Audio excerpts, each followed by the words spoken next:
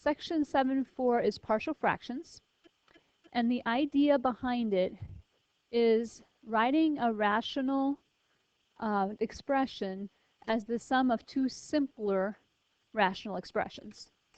So what ends up happening is we're trying to figure out how can we make this big giant fraction with these variables in it something simpler.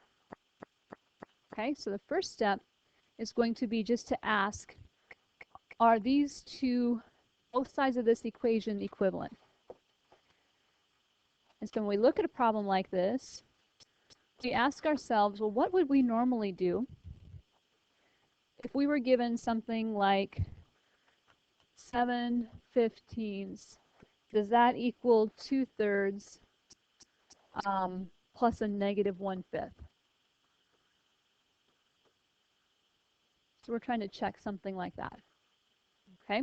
If we don't have a calculator with fractions in it handy, what would we do in order to find out if this side was equivalent to that one?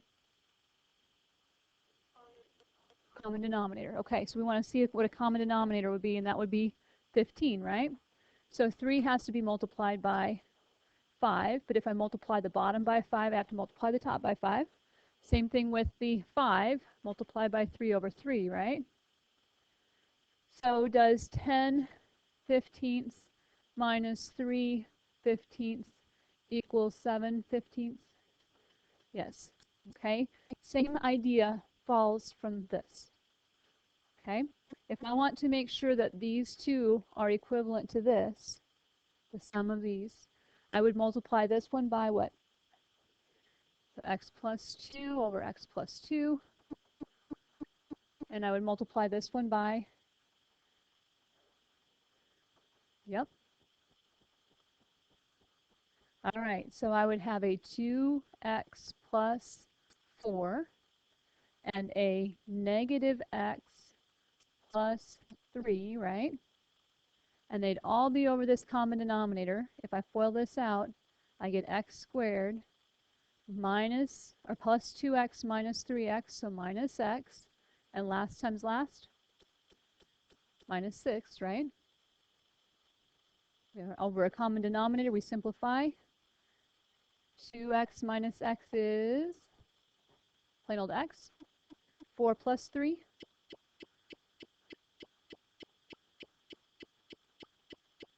They're equivalent, right? Okay.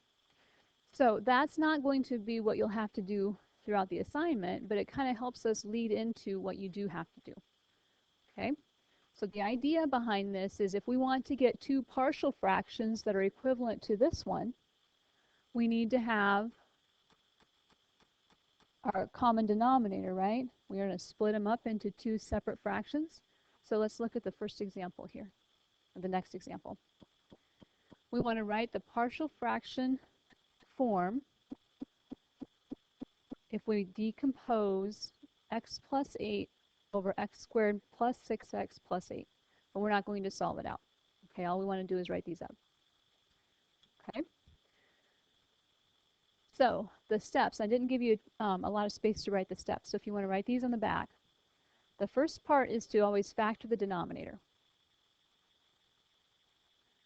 So we're going to take 8x plus 8 over x squared plus 6x plus 8. We're going to factor this guy.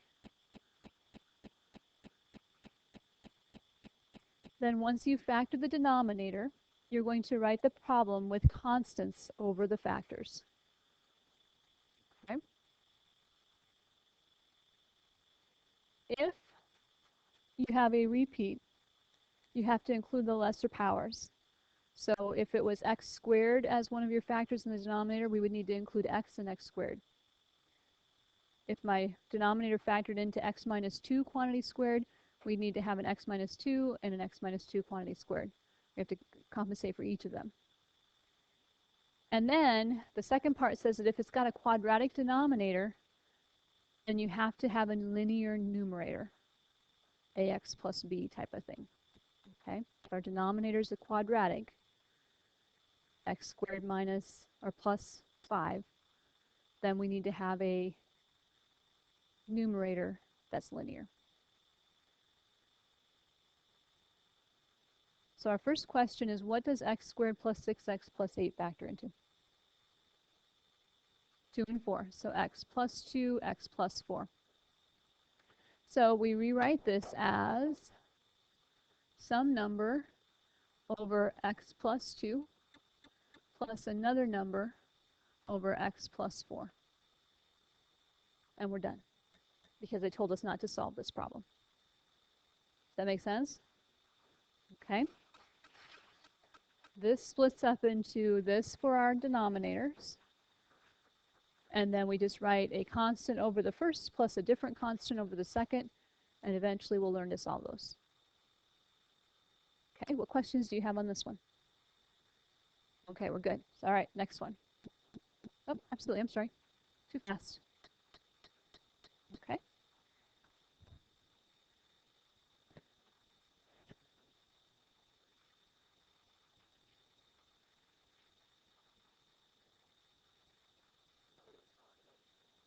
Nope, and it doesn't. So if someone else had a over x plus 4, and then you had b over x plus 2, that's okay. Eventually a will be 7 and b will be 9 or whatever. As long as the 7's over the right factor and the 9's over the other, it doesn't matter if the order's reversed. Okay? All right. So the next example is going to ask you to write a form of the partial fraction decomposition for 5x squared minus x plus 27 over x cubed plus 9x. So, and not to solve this one again. Okay? So the very first step is always to factor the denominator. How do we factor x cubed plus 9x? X and x squared plus 9. Good. Okay. So, and then we think x plus 3, x minus 3 when we see a perfect square and a perfect square, right? But it doesn't have a minus in the middle, so it's not the difference of squares, this is the sum of squares. And this one can't be factored anymore. Okay? It could be x plus 3i and x minus 3i, but we aren't in the real number, we're in a real number system. Okay? So, because this guy's quadratic, let's do the easy one first. Easy one's just going to be some a, right? But when we have a quadratic in the denominator, we're going to put what on top? Linear, right? So we already used a, so let's use bx plus c. Okay, so this is a constant, and this is a linear factor, a linear term. So far, so good? All right, next one. The next one says, again, don't solve, but find the form of the partial fraction decomposition for this guy. So first step,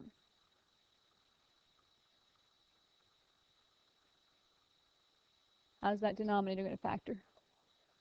Common x, so we take the x squared out, or x out, and we get x squared minus 2x plus 1, right? How does that factor? Minus 1, right? Okay. So we took our greatest common factor out, and then we had an x minus 1 quantity squared. Now, this isn't quadratic, it's just written as a factor twice. So we need to have an x in the bottom, an x minus 1, the lesser one, and an x minus 1 squared.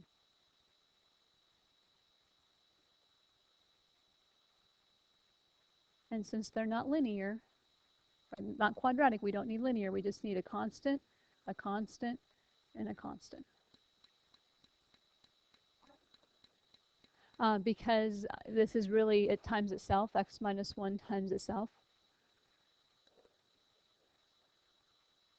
Not so much 2 of the x minus 1s, but this is, if we had factored it and I hadn't written it like that, it would have been x minus 1 times x minus 1.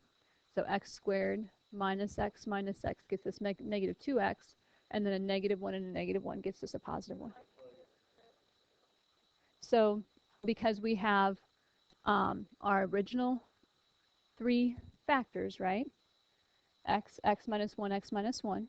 But back here it says that if you have a repeat, x minus 1 quantity squared, for example, you have to include the lesser powers of the factor as one of your denominator roots.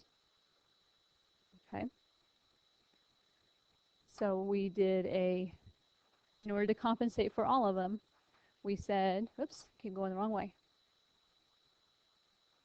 So we have an x and then an x minus 1 times itself, so squared. So we need to have a single, we need to have the lesser power, and we have to have the factor itself, the x minus 1 quantity squared. Okay? And then we'll get our right answer when we actually solve these.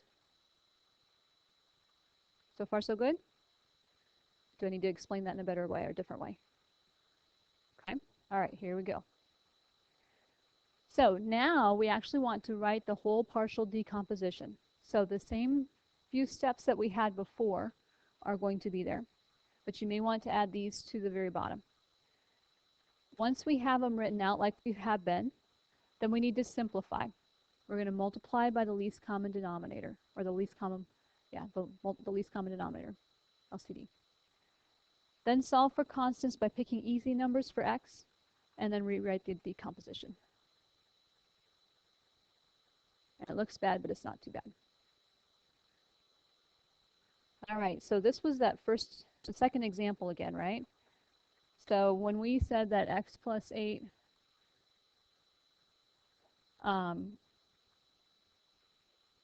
over x squared plus 6x plus 8 was an x plus 4 and an x plus 2 in the denominator, right?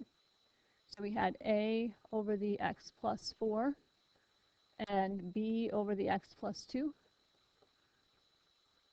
I wrote it in the same order again. So what we're trying to do is get rid of the denominator. Okay? To get rid of the denominator, we have to multiply everybody by that denominator. So if I multiply this by x squared plus 6x plus 8, they go away, right? And if I multiply this by x squared plus 6x plus 8 in factored form, what goes away?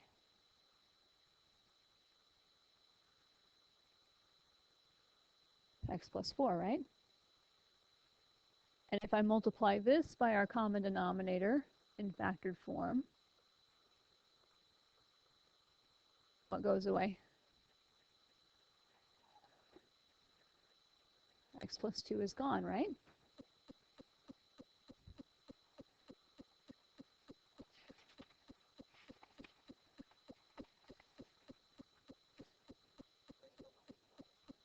Because the idea is to get rid of the denominators so we have something that's a whole lot nicer to work with, not such a mess.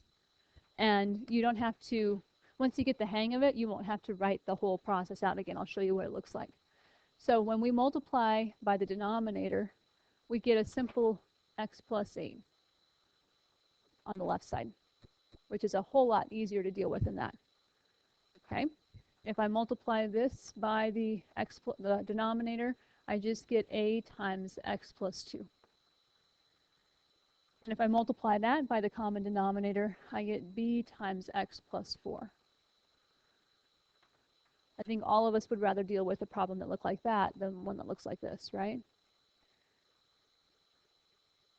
So next step is going to be to pick nice numbers for our x, things that are going to make things go away. So what would be a good number to make x plus 2 go away? What would make that 0? A negative 2. So if I let x be a negative 2, I will get negative 2 plus 8 equals a times 0, right? Which is by design, plus b times negative 2 plus 4. Okay? Negative 2 and 8 is 6. 0, and we'll get a positive 2b. So what's b?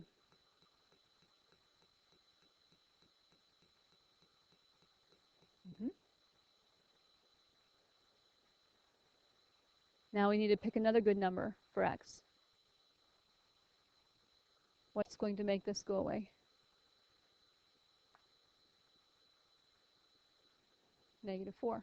So we're going to let x be a -4. That means -4 plus 8 is equal to a times -4 plus 2 plus b times 0. It's -4 and 4 is 0, and we did that intentionally. Okay? 4 equals -2a. So what's a? -2.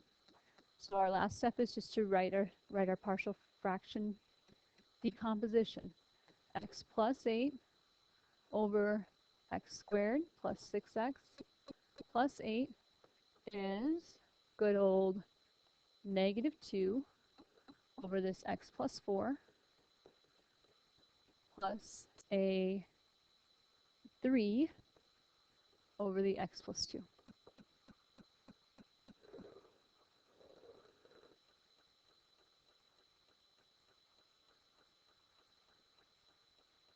Not too bad, right? So let's do another one. And then I'll let you do your work. Do you have questions on this one? Okay. And I think the reason that they have put this, it belongs with the rational functions section chapter, but we didn't do a whole lot of substitution, elimination, and those types of things, so that's why they put it with this chapter. All right, here we go. Partial fraction decomposition of this one. So first step,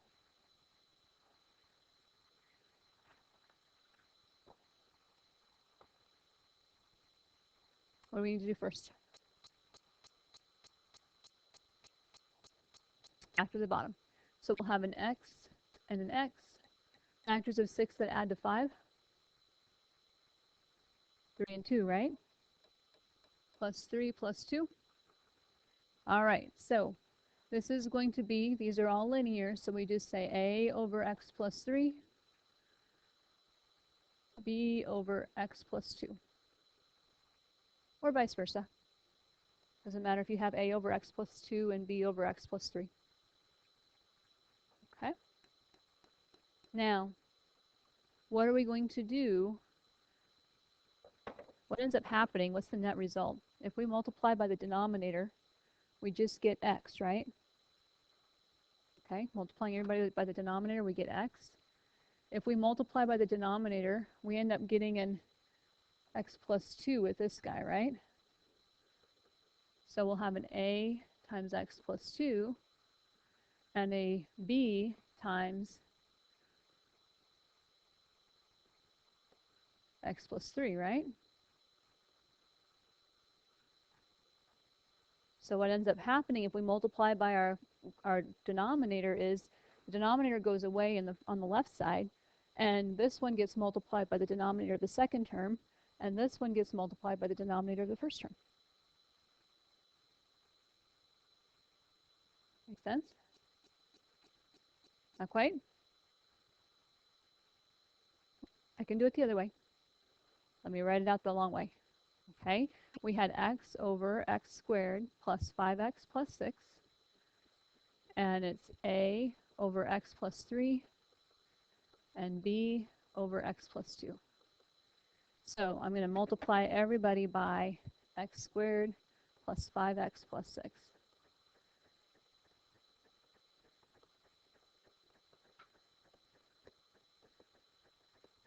That's legal as long as I'm multiplying every single term by that. Okay? So I'll get a plain old x over here. Okay? Now, this is really x plus 3 and x plus 2, right? So the x plus 3 is going to cancel, and I'll have an x plus 2 left. And this one is x plus 3 times x plus 2 as well. So the x plus 2 is going to cancel, and I'll have an x plus 3 left. Okay, so now those are gone. And I'm left with x equals a times this guy's denominator and b times this guy's denominator. But if you feel better about multiplying them all out, do that until you're comfortable that they're going away. Okay? Everybody convinced we're good? Okay, so what's a good number to pick for x? -2, I like it. If x is a -2, I'll have -2 everywhere I see x.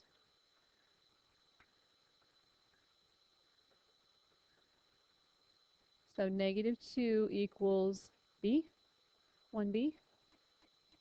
Okay. What's another good number to plug in for x? -3. So if I plug -3 in, I'll have a -3 equals a times -3 plus 2 plus b times 0 again. So if -3 equals -a, what's a? Yep. So the last step is to rewrite it with those numbers on top. So, question? B could be, yes, B could be 3 and A could be -2. Absolutely. So the key is just to make sure you get them in the right spot. So when we rewrite this, we'll have x over x squared plus 5x plus 6 is equal to, the A is my -3, so it's got to go over the x plus 3. And the B was -2, so it's got to go over the x plus 2. So someone else may have these two orders reversed, but the 2 will always, the -2 has to be over the x plus 2, and the -3 has to be over the x plus 3. Okay? Great questions. Other questions on this slide? Should be a +3, my fault. Thank you. Good correction. All right, we're feeling good? And you can put the -2 in, the minus in front or with the 2 and a plus sign in between, it doesn't matter. You'll get the same result. How could you check something like this? If you're really not sure, because I gave you a worksheet today and not one with answers in the back of the book.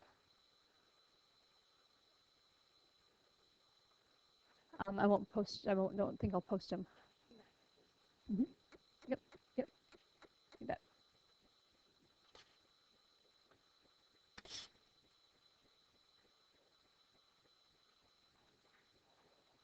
Yep.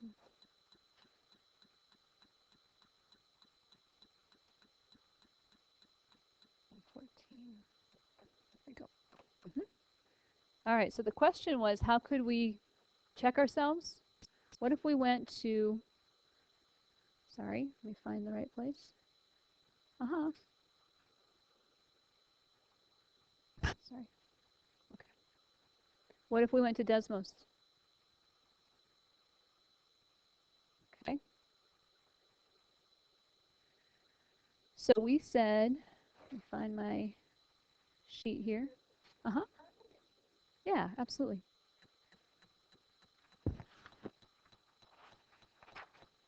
Mm-hmm. All right, so this would be the check. So we thought that x over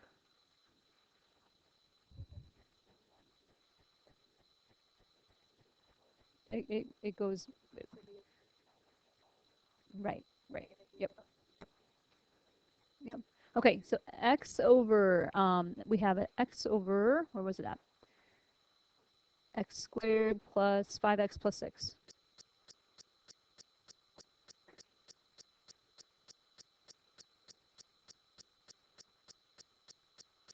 Okay, and we're going to say, is that equal to, okay, so that's what that crazy thing looks like, right? Because we know where we would have a asymptotes and so forth based on what we knew from the last chapter. And then we want to see if that's equal to 3 over x plus 3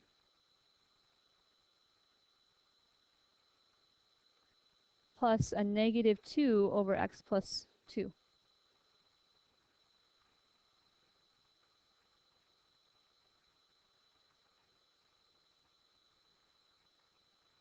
And do you notice that the two graphs coincide? So you know that you've done it right. So that would be a way to check those two problems, 9 and 10. Give yourself confidence. Okay? All right, finish the assignment.